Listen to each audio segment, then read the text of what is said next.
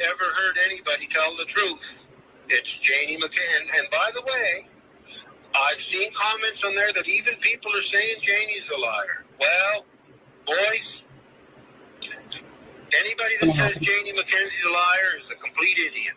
Okay, so I got some information. Okay. And it's all true. It's all true. Okay. So I had to verify it to a couple people just to be sure I can release this. So anyway, I was in DT show just recently. So if anybody can grab those screenshots, that'd be great. Take a look. Derwood. Okay, so Derwood and Janie were both in the DT show. And the whole fish thing came up. I think somebody brought it up and was asking Janie about it. And Janie came back and again denied it. Mm-hmm. And Derwood piped up and said that, well, no, Janie, that's not what you told me. And apparently they were going at it back and forth in the chat. And then, so he made a phone call. I'm not going to say who that phone call was. Derwood, meaning he? Yeah. Okay. Yeah, he made a phone call to somebody. I'm not going to say who that name is, mm-hmm. but I can verify that. Mm-hmm. And he showed up at the house over at the Martells, and Daniel wouldn't come out. Today? And, or when? It was just this week. It was just recently this week. So you're saying Derwood went over to Daniel's this week, and Daniel would not come out. And he wouldn't come out. He was being his puss self, is what you're saying. Yeah. Yeah. Yeah. Okay. And apparently, Janie came out and they had a big yelling match between the two of them. Oh. Interesting. Yeah. So why did That's all I know so far. Why did Derwood go over there? It was just after his confirmation with his phone call. Apparently, he wanted to make sure that he wanted to make sure he wasn't made out to be a big liar, and Janie tried to make him a big liar online, but also in front of him as well. Well, but the problem is they're all liars. Yeah. I mean, they are. But what I do hope now is that there's a rift between them, is that Derwood will actually start being honest. Yeah. That's what I do hope, right? Like, start being honest, Derwood, and tell us the truth, and redeem yourself. Yep, things are unraveling. Things are unraveling. Basically, I'm saying that everybody's starting to turn on each other. That's what it sounds like to me. Mm-hmm. Okay, so the plan was to do one of my usual deep dives into why this whole relationship has just suddenly fallen apart. But I've been down so many different rabbit holes today, and I'm not satisfied that I've found everything that I'm looking for just right now. So I was going to just jump in and just do this deep dive video straight up with what I had collected. And I thought, no, I want to wait and I'll do all that tomorrow. I'll go through the other things that I want to go through so I can wrap it all together the way I like to. So because it is getting quite late in the day and I just keep getting interrupted by dogs wanting to do one thing or another today. Seems like Mouse wants to go outside and then he comes in, and then Taka wants to go outside. So I seem to have run out of time to be trying to do any sort of video. So this time around, I'm just going to basically speak without any prompts, without any video cues. I'm just going to share my thoughts on what's going on here. So the information we have here is that there's been a falling out between Derwood, Janie and Daniel. Now on the surface, we're being told that this is because Janie is saying she never heard Malaya say shush when the children went missing. So now Derwood is calling them all a bunch of liars. He has included Daniel in all this. And now I'm just going to run with this because I've not had a look at anyone else's content today. But I'm going to guess that given that things like this tend to get leaked pretty quickly. One of the bits of information that's been going around in the background is that, in fact, when Derwood went to the house at Gerlock Road and had a big yelling match with Janie, one of the things that came out of it was that he told Daniel not to go anywhere near the Geddes house in Foxborough, as in not to go there to see Jordan at all. So it sounds like he is being warned to stay away from Jordan. To me, this is far more than just an argument over whether or not Janie said that she heard Malaya say shush. Now, I have to say, this relationship between Derwood, Janie and Daniel was doomed to failure from the start. Why is that? First of all, Derwood is a compulsive liar. Just about everything that comes out of his mouth is a lie. Yes, there's some truth in there, but amongst it all, there's a lot of lies. And with this big tour of the internet that he did back in June, July, if you go back and you have a look at what he was saying, every time he spoke, the story changed. So in terms of Janie being aware of Malaya putting the children in a car, all this sort of stuff, that story progressed every time he went on someone's channel and spoke.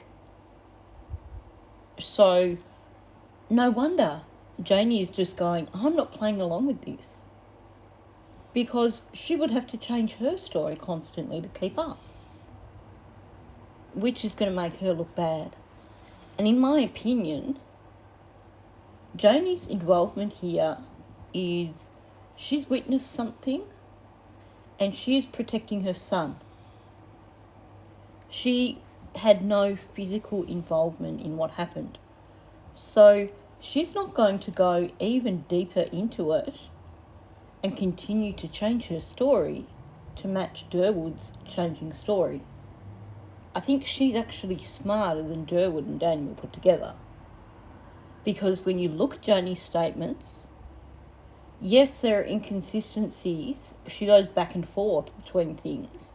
And I think that's where she's accidentally leaking the truth. But in terms of giving a narrative for the day the children allegedly went missing, she sticks with that pretty solidly. So seems like she has memorised her narrative for the day that the children went missing. I think she went off script and she added to it because it does not match Daniel's or Malaya's. But having come up with her narrative, she has stuck to it. Gone, this is my script, this is what I'm going to say. So then with Derwood coming and trying to pressure her into adapting her story to fit his story, seems like Janie's just dug her heels in and went, no, enough, I'm not going to continue to lie. I'm going to keep with my story, which is still a lie, but you know what I mean. She doesn't want to be caught out in a lie. She's smarter than Derwood and Daniel, who keep changing their stories. So I think that's part of it. Now, what I find interesting is the comment from Belinda in, I think it was in Justin's live stream, saying, well, yeah, clearly it was in Justin's live stream because it says, Justin, comma, Derwood called me to see if I remember Janie hearing a shushing sound, and I told him yes. I also heard it from Daniel, and he told me that Janie is denying that now. Now, according to Derwood, he hooked up Janie and Belinda to have a conversation, and this is apparently when Janie told Belinda that she heard a shushing noise. Now, I'd like to get some clarification from Belinda over this. Was she actually on the phone with Janie just one-on-one? Or someone else suggested that she had been on the phone with Derwood and she heard Janie in the background say that she heard a shushing noise. So there's some information that I need to get from Belinda. Right now, it's coming close to Christmas. I don't want to hassle Belinda over this. So right now, I'm just going to go with what she has said on Justin's show, and that is that she remembered Janie hearing a shushing sound. And Derwood is saying, Janie also told Belinda Gray this when I hooked them up for their phone call. So it does sound like there was a phone call between Janie and Belinda. Geez, I would have loved to be a fly on the wall for that. But in that case, a few questions. Was it truly Janie talking to Belinda? Because I can't trust Derwood at all. I'm sure Belinda would know, though, if she actually spoke to Janie. She'd be able to tell if that's the voice that she heard, because Janie's voice is pretty distinctive. But if it was a conversation with someone else where Belinda believes that she heard Janie in the background saying that she heard a shushing noise, then it could have been anybody in the background, and Derwood told her it was Janie. I don't know, like I said, I don't want to cause more stress for Belinda by just questioning her over that side of it, because I don't know how relevant it is. What is important here is that you have Derwood saying one thing, Janie saying another thing, claiming that this is all over the shushing thing, but then Derwood went to their house and it sounds like there was a yelling match. That's not the sort of thing that you're going to have a yelling match over. Just because one person says one thing and one person says another thing, why are you going to escalate it to that level? You're not. That to me says there is definitely more to this story, especially given that Daniel wouldn't come out of the house. That says to me that Derwood was probably in a rage. And he strikes me as the sort of person that when he gets angry, you would not want to go near him. But it also could indicate guilt. It could indicate that Daniel has done something really stupid, or Derwood has found out something to do with Daniel that he didn't know before, and now he's in a rage at Daniel over that. And that Daniel, there was a guilt thing happening that prevented him. He wanted to hide out in the house because he was guilty over something, and he didn't want to have to face Derwood over it. Now, to truly understand what's going on here, the first thing we need to understand is how this alliance came about in the first place. So the question is, did Derwood get involved in this to protect Jordan? Or is there another reason? Maybe the story of him dating Logan's grandmother is true. Because one of the things I have discovered from going back through things today is that Logan popped up around the same time as Derwood did. They both suddenly were online. And Daniel also suddenly started going in chats at the same time that Derwood popped up. So what I was looking at today was a live stream from Dolly Vision. And this was the live stream when Daniel jumped in there in the chat and was demanding attention. And he wanted to make sure that people knew that Malaya's on the run right now. And he got a bit narky with Dolly at one point because clearly Dolly wasn't reacting enough to it. And Daniel's comment in the chat was something along the lines of, like, how hard is this to understand, dude? Malaya's on the run. Like, really trying to push that narrative, trying to push that story. And he mentioned that, well, tomorrow he was meant to have his hearing with CPS to get access to Meadow. So suddenly we have, just before Daniel's hearing with CPS, Derwood pops up and he starts talking about Malaya putting the kids in a car and sending the kids off in a car. And then Derwood, by his own admission, leaks something to Hayden, which causes Malaya to do a runner from Cindy's house. Now, for some reason, Malaya was actually unsupervised at Cindy's house, which I'm not sure why that would be. But if you listen to Derwood's audio, on one hand, he does this dramatic thing of, oh, Cindy tried to stop Malaya. But then either he or Daniel says that Malaya was unsupervised. Daniel heard that Malaya was unsupervised. And then Daniel rings up Malaya, and he claims that he knew that Malaya was on the run because he heard the vehicle. But I think that it was all set up, and that Derwood basically gave a heads up to Daniel and said, hey, Malaya's unsupervised. This is when you ring her up and you set her up, because then tomorrow when you go to CPS, you can get custody of Meadow because Malaya's just breached her agreement. Now, I have done a video on this quite recently, actually, surprisingly. It was only a few days before the altercation between Janie, Derwood and Daniel that I put this video out, where I was pointing out the fact that it does seem that everything seemed to actually be centred around Meadow. Not Lily and Jack, not Malaya putting Lily and Jack in a car, but the focus was Meadow. Derwood kept saying how Logan would be perfect to look after Meadow, and you had Logan apparently wanting to ring CPS the very next day when she heard that they'd taken Meadow, and she was like, I'm going there tomorrow, I'm going to get custody of her.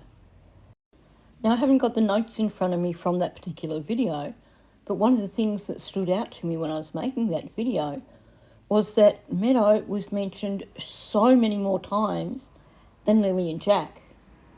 So it seems to me that at least part of the reason for Derwood suddenly appearing was to help with basically making sure that Meadow was taken off Malaya. And that would make sense if he was in with Logan's family, if he was actually in a relationship with Logan's grandmother, because we know that Logan and Daniel were close, and we know that Logan has stuck her nose into this so much. And then going back through things today and seeing that Logan, Daniel and Derwood all suddenly came online around the same time, it does seem that it was certainly a coordinated effort. And when you add Logan into the mix, it does make me think that the whole point of it was to try and help Daniel out in terms of making sure that he got Meadow or that Logan got Meadow. So to help him out with his fight with CPS. And seeing today, when I was going through Dolly's chat, that basically they set Malaya up to run the day before Daniel's CPS hearing for him getting access to Meadow. That's no coincidence. But then the question is, how does Jordan fit into all this? Why all of a sudden is Derwood warning Daniel, don't go near my place, don't go near Jordan? Is it possible that Derwood and his family stepped in to help Daniel prior to when they stepped in to help him with Meadow? Because the thing is, when you listen to Derwood, when you listen to Jordan, they both sound like Neanderthals a little bit, talking about their woman.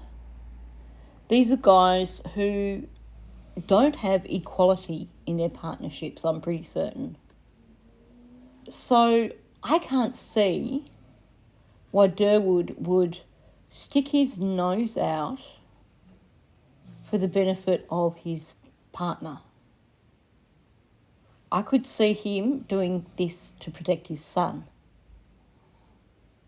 And maybe because he was already involved, he was like, okay, I'll help you out in terms of Meadow with this CPS stuff. Why do I say that?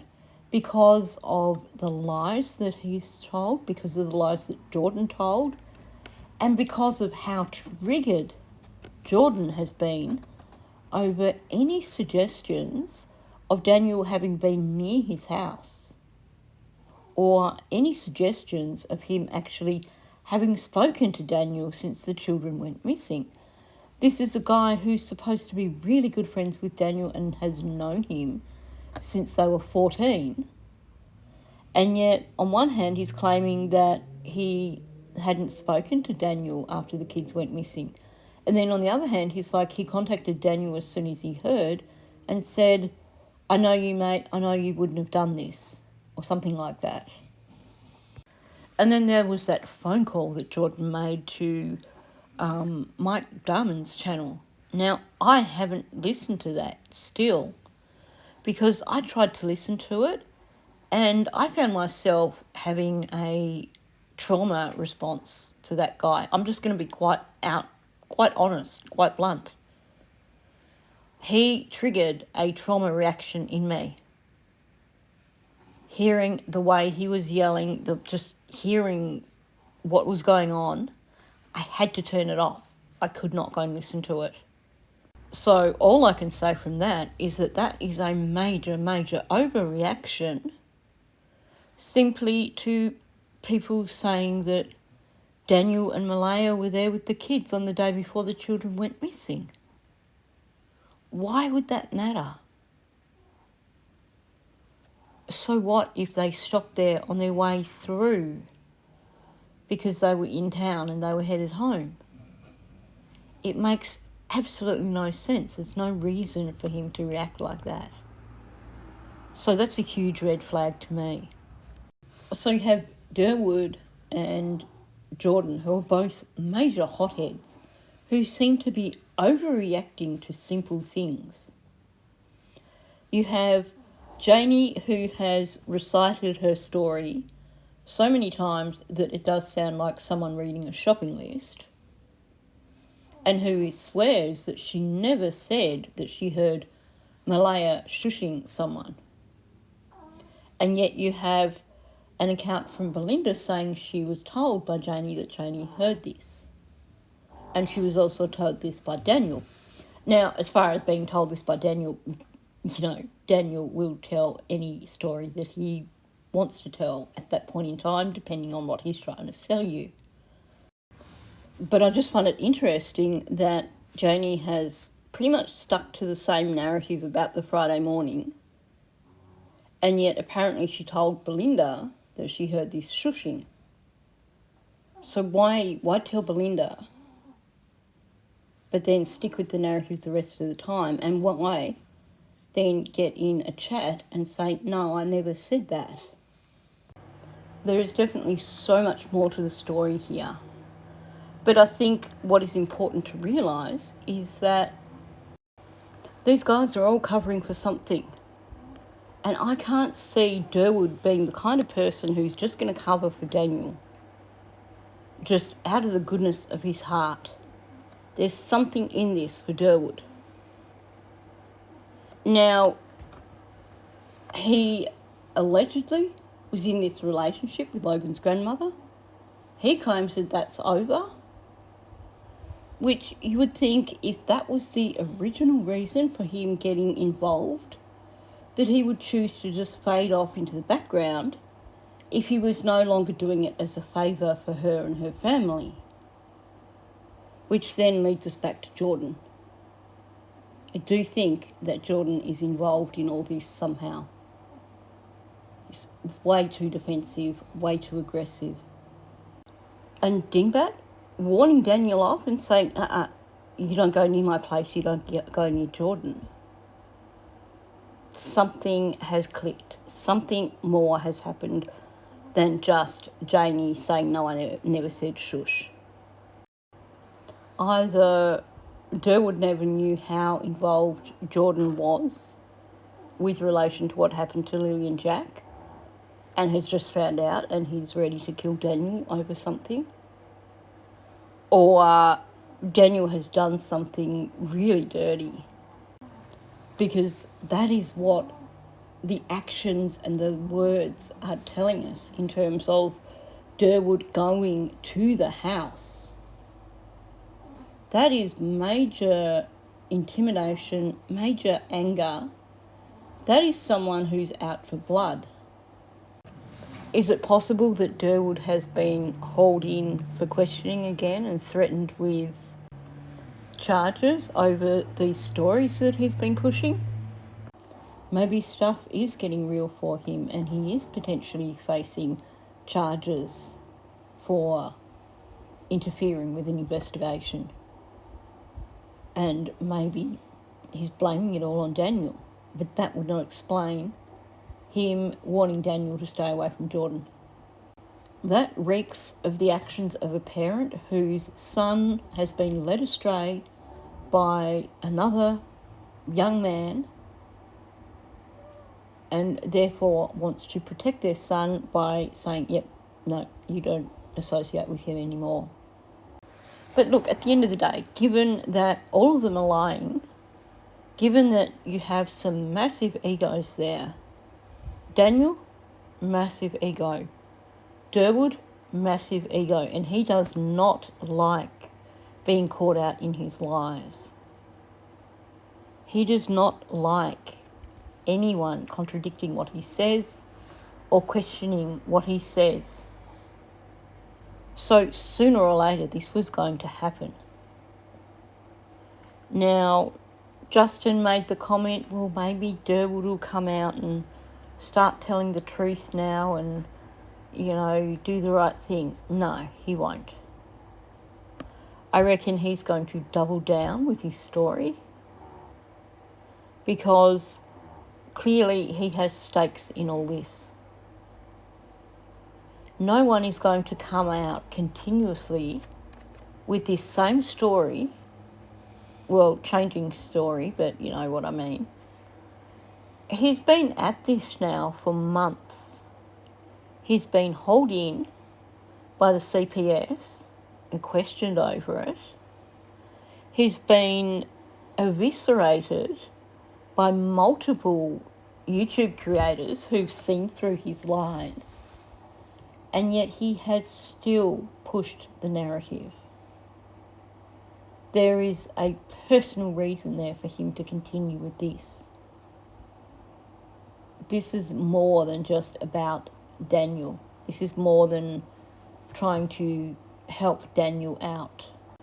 So while it is all unravelling, I don't think that means that Derwood's going to turn around and snitch on Daniel.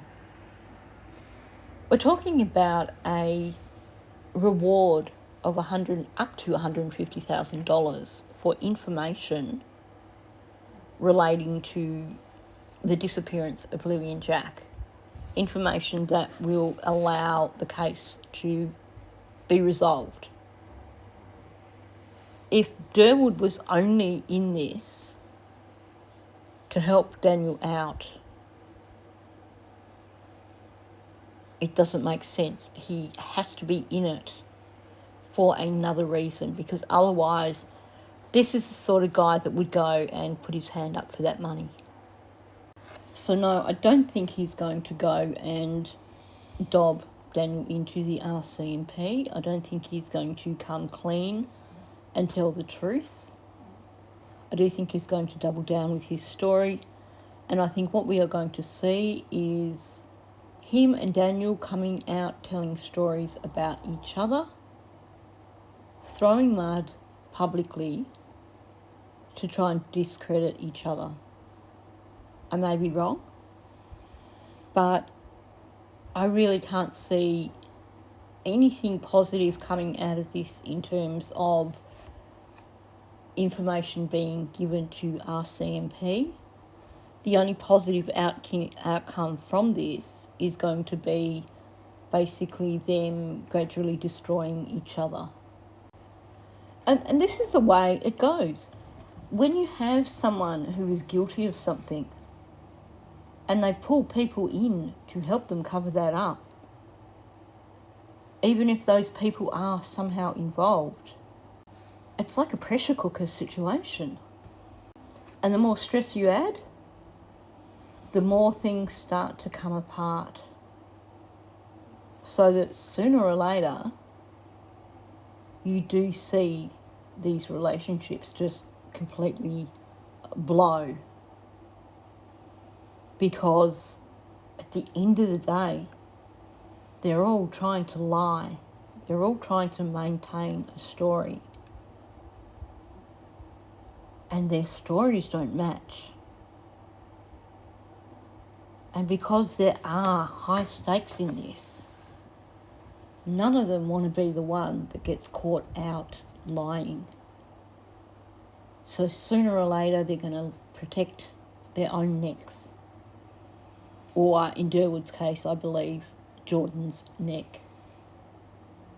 So this is when things do start to unravel. Now, I commented before that it seemed like over time Daniel was adopting more and more of Derwood's story. But having gone back to the beginning, having gone and had a look at the live stream on Dolly Vision when Daniel popped up and was in the comments section, it seems to me that Derwood and Daniel concocted this story between them. When you go back and have a look, it seems like Daniel was setting the stage for this, even before Derwood came on board. The problem is that Derwood is a bit of a loose cannon. He loves the sound of his own voice, and he loves to run with stories. And you could actually hear him